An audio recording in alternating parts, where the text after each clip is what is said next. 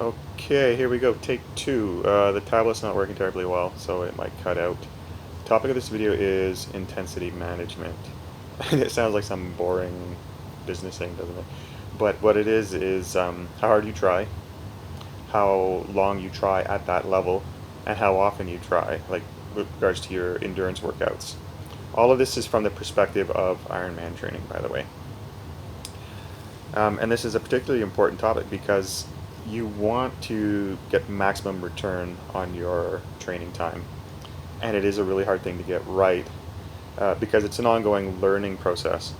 You want to be you want to be recovered. Let me say that over again. By the end of the week, you want to be recovered and able to start fresh the next week. And there's a lot of little things that come into play, and I'm going to talk about those in a bit. I'm going to start with setting the weekly amount, your training volume, in other words. There's no magic number. There's no magic formula. You have to know yourself. You have to build up to it. I happen to be at 6 hours a week with 3 sessions of weights. I cut the weights down, up the cardio, and I found that 10 hours per week of training worked well for me. But now keep this in mind. If all you did was low intensity training, I specifically could have done a lot more than 10 hours a week, but I wouldn't have been a very good athlete. And if all I'd done was high intensity training, I might get 4 hours a week for a few weeks, and then my body would just demand some downtime. So, and again, I wouldn't be a terribly good athlete at the end of that. And the reason for this is of all the benefits that you get from training, you best attain those benefits at a certain point of low intensity and, in fact, 2 different points of high intensity. So what I'm advocating for is a balanced approach between the two, and that is called polarized training. How do you balance the two? Well, there's the 80-20 rule. 80% of your time is spent at low intensity and 20% at high.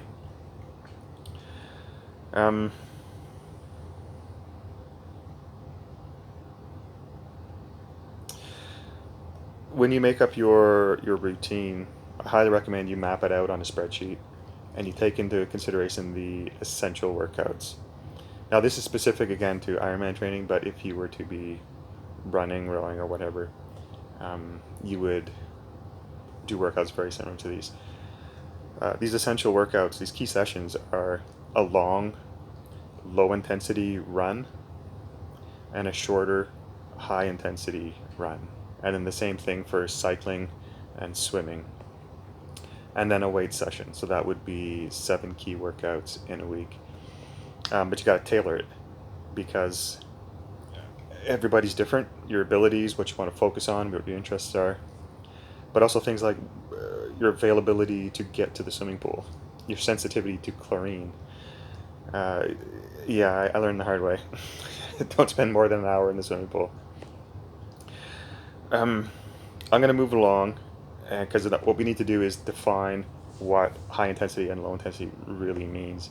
And for this, there's a degree of background information that's required.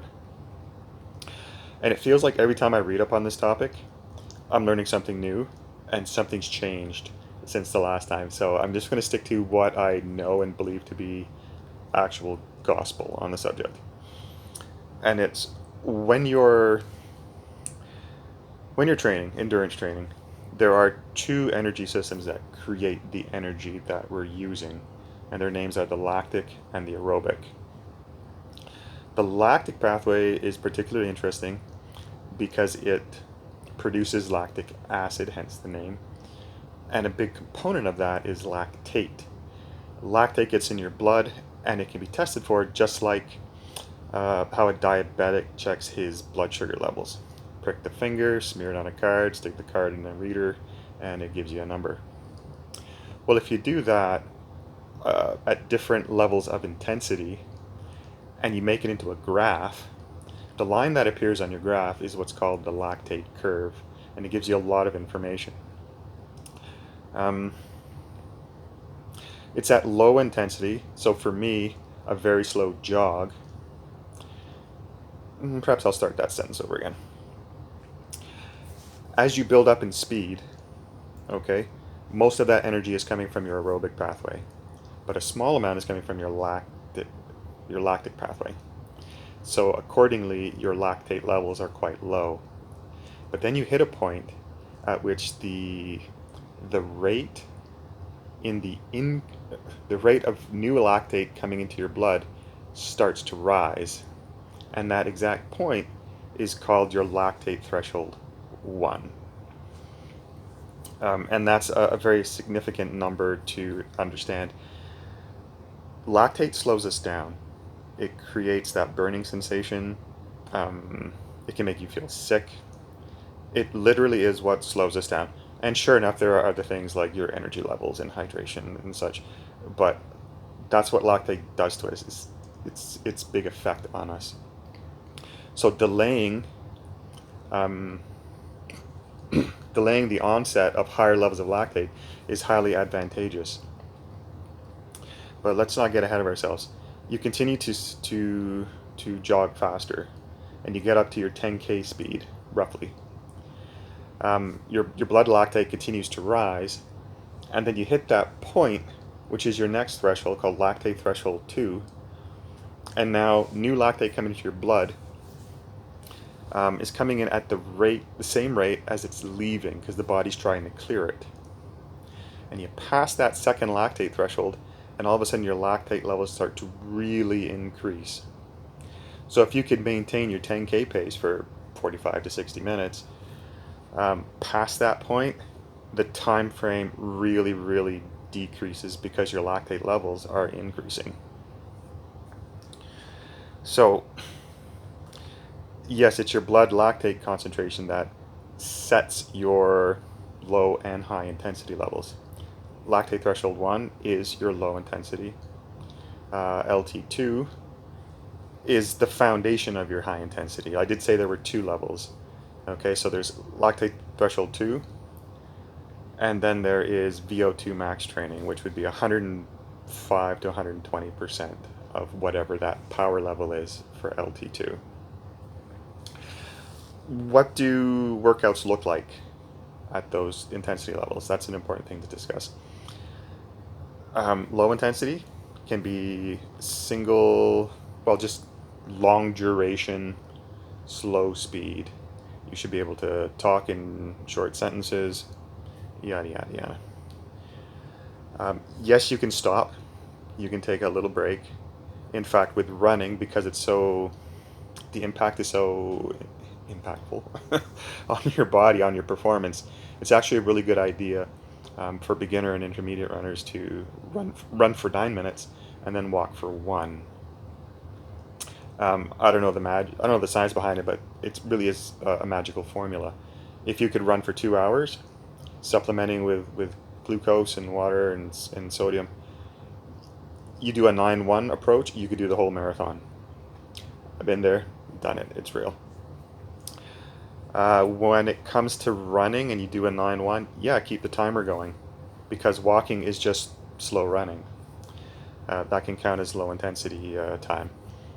Rowing, for instance, indoors, you need both hands to pull on the handle.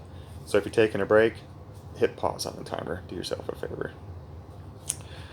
High intensity training. What does that look like?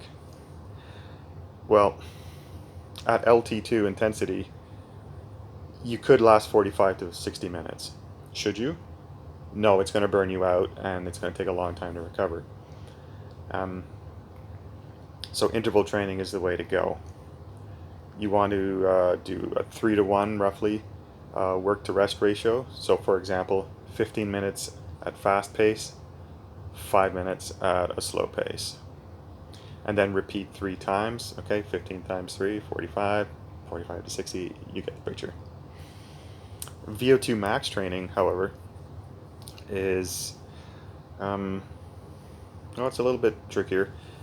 Because because the intensity is higher, you can't last as long. So for this, I refer to the Norwegian method and the gold standard of VO2 max training.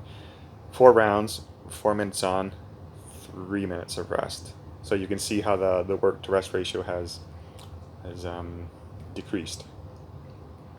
and the total workout time has decreased. And that's the effect of the lactate. I hope I'm not missing anything in all of this. All right, how do you find your lactate levels? How do you know this without actually going into a lab and being tested? There are ways to approximate it.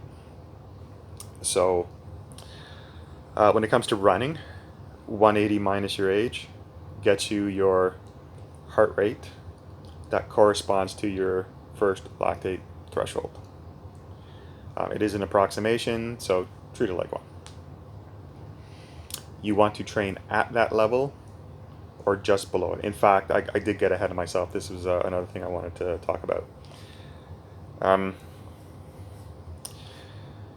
Picture another graph. On the vertical, we're going to say is benefit, and on the horizontal, okay, we have recovery time or wear and tear. And now picture a line that forms a perfectly symmetrical hill.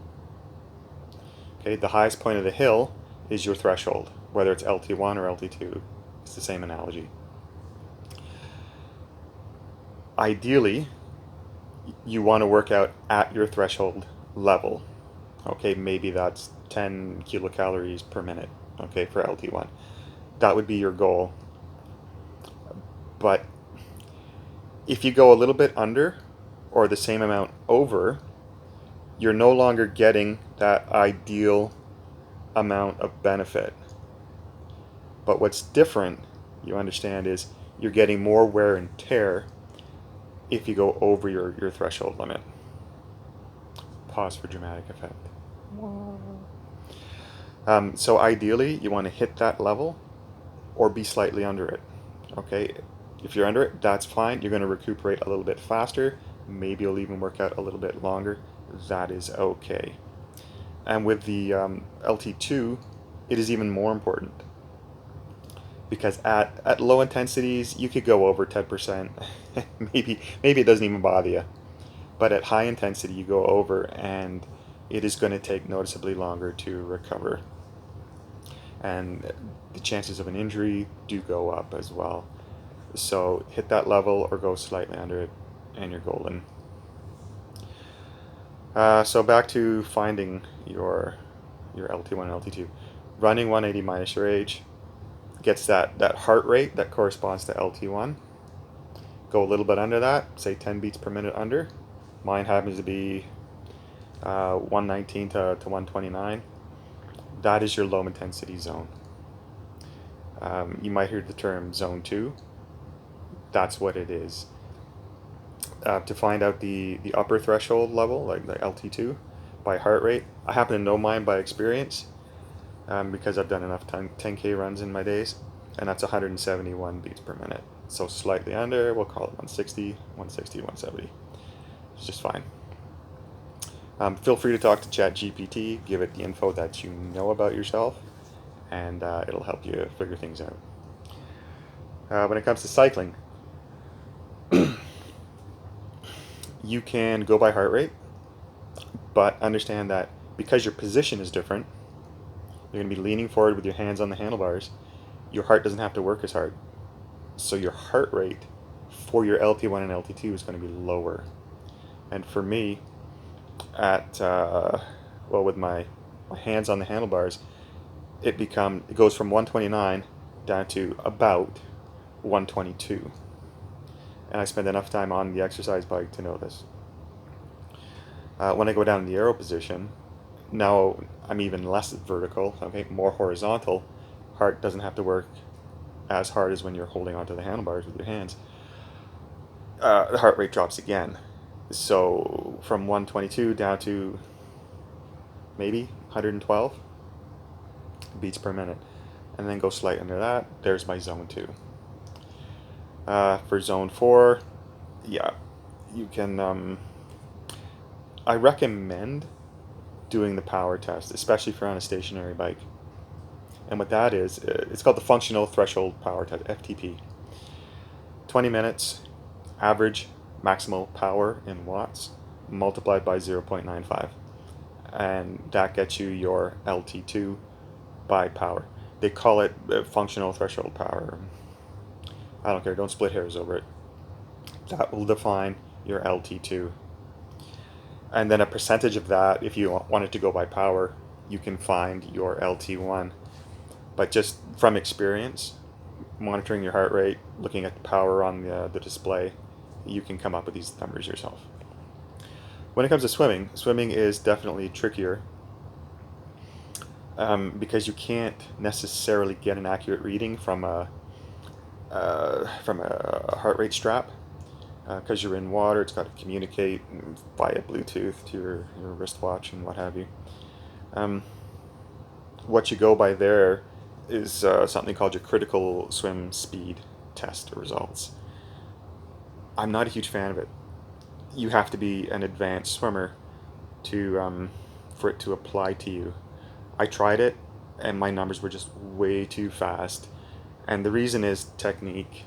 Swimming is so technique heavy that the test just doesn't apply to an intermediate level swimmer like myself. You're producing too much force to go at those speeds, so you can't maintain the speeds as long. You produce more lactate, etc., etc. So what I did was I took what I knew, and that was my 500-meter swim time and my 1 hour max distance, like laps in a pool for an hour. Gave that to ChatGPT, and the numbers I got corresponded to paces, different paces for my different training zones, LT1, LT2, and whatever. And then I played with it because AI, they want you to pay for it. And if you're not paying for it, you're not going to get accurate numbers. So take the data that they give you and go with it from there. So that's a lot of info, up to 17 minutes here. I'm still not even done.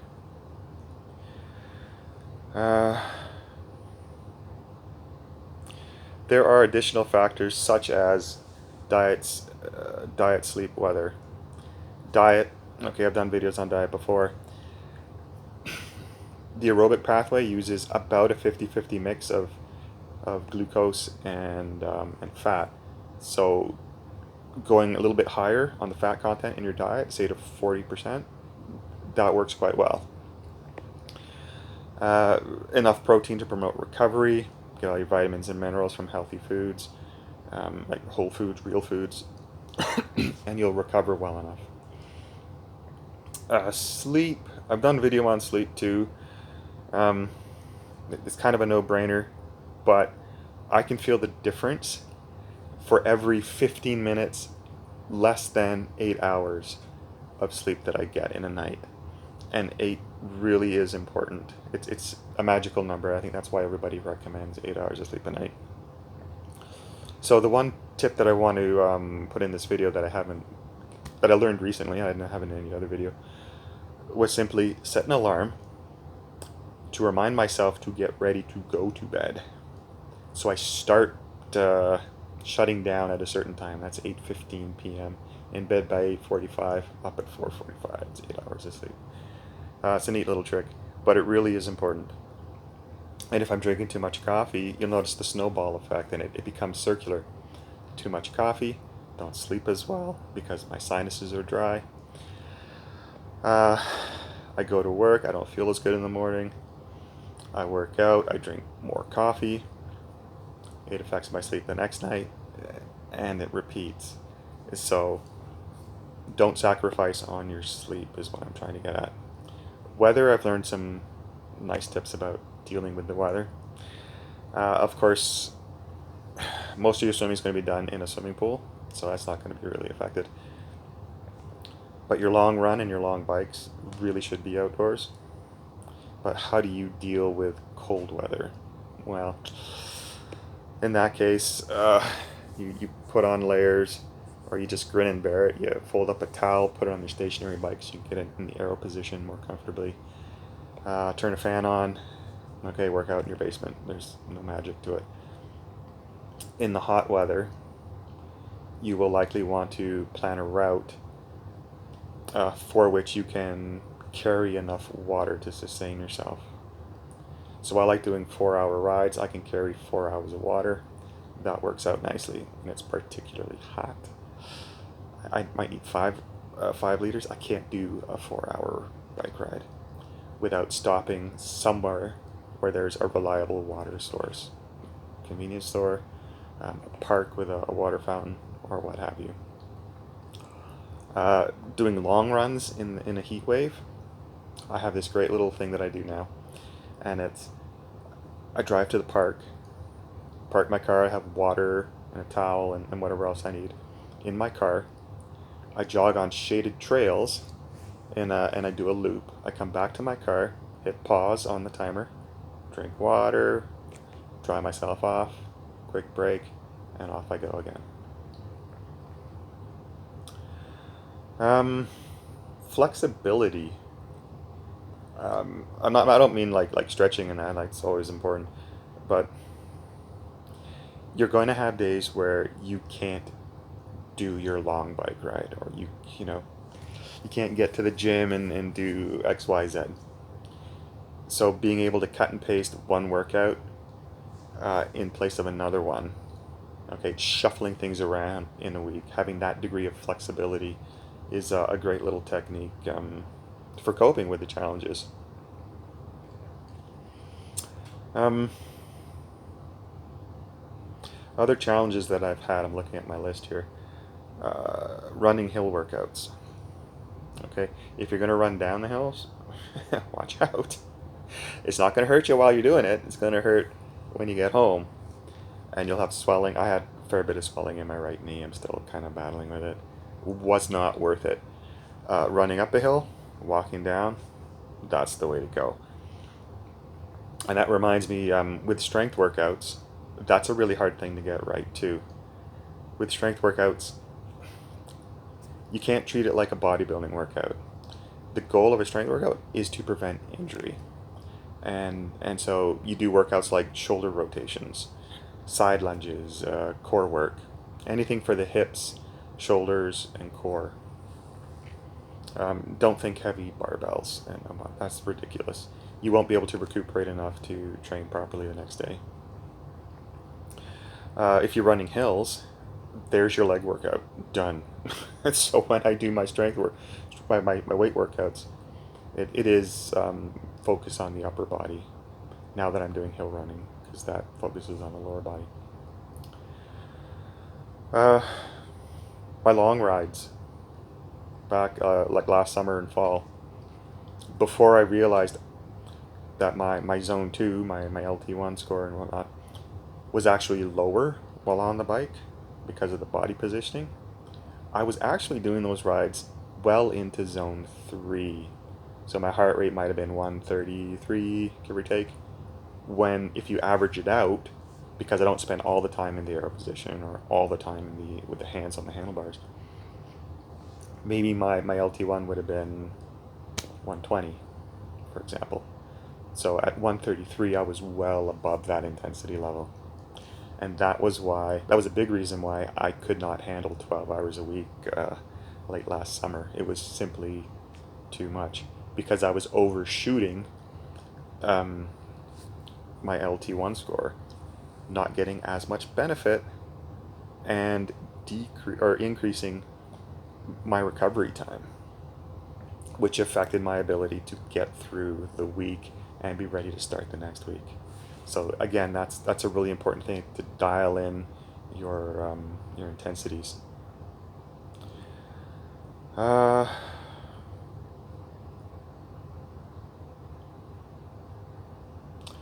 I think that's everything. I feel good about this video. It's a long one. If you're watching this, I hope it helps. If not, really, this is just my own video entry.